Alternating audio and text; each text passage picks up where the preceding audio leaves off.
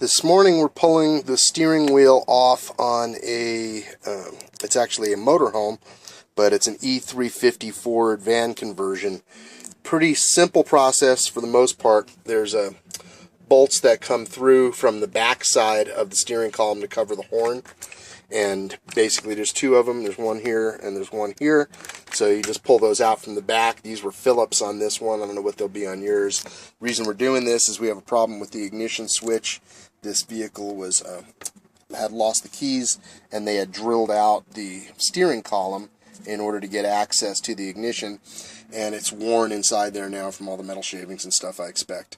So we went to AutoZone and got our nice little freebie, let me borrow your steering puller, so we have to spend $70 on that.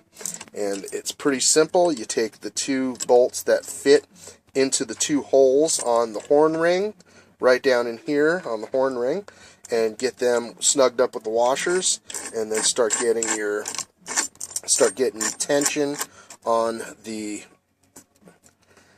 actual puller bolt, which is the center one. And then I'm going to put a ratchet on that right now and start pulling that off, and we'll pop, and I'll be right back. So I just put my ratchet on here and start giving it a couple twists, and wow, that's loose. And that's it. We're done. It's off. So pretty simple process, and then we can see all the, wow, dog hair and all the other mess that's inside there. So we'll keep going and replace this ignition. I think we're looking for the actuator rod is what needs to be replaced. So what's happened here is that the previous owner lost the key, and they drilled out the steering column here to get access to the ignition cylinder so they could push in the pin and pull it out. And in the interim, the gear inside here that's on the actuator lever, I don't know if I'm going to get this in without pushing it, but basically you can see where the screwdriver is, there's some teeth, and that moves the actuator lever up and down to be able to unlock the steering column and start the vehicle. So that whole thing is kind of messed up and doesn't want to run any longer. So we're going to pull that out and replace it. So we've taken the bolt out that was right here, and pretty small bolt, and it looks like it was a 1/4 inch. And now I'm trying to figure out how this assembly slides out.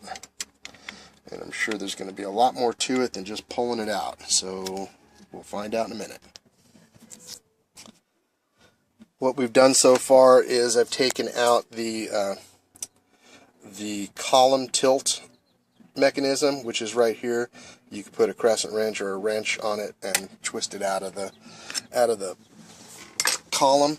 And then there's another quarter inch bolt that was right here, another 1/4 inch bolt that was right here. We pulled both of those out, pulled the screw out of here, and we're about to pull these two screws. Now that we got the indicator reset out of the way, we're going to pull these two screws out, and hopefully that's the assembly.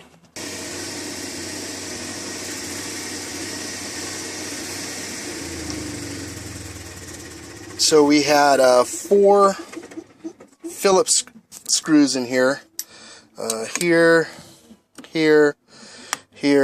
and there. Pulled those out. I dropped one down in here. That's not good. And just needed to kind of shove the wire housing up the steering column shaft a little bit to get enough length to get the horn and directional assembly out. And then there we go. It's simple. And look at that. I think that's my culprit right there. That sure looks like what might be the problem. So I'm going to have to see if I can find another one of these actuator assemblies. Looks like it's probably pinned in there.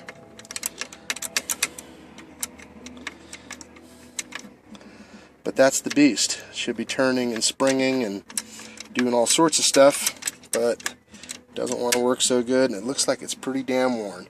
So I'm going to pull that out and get a new one.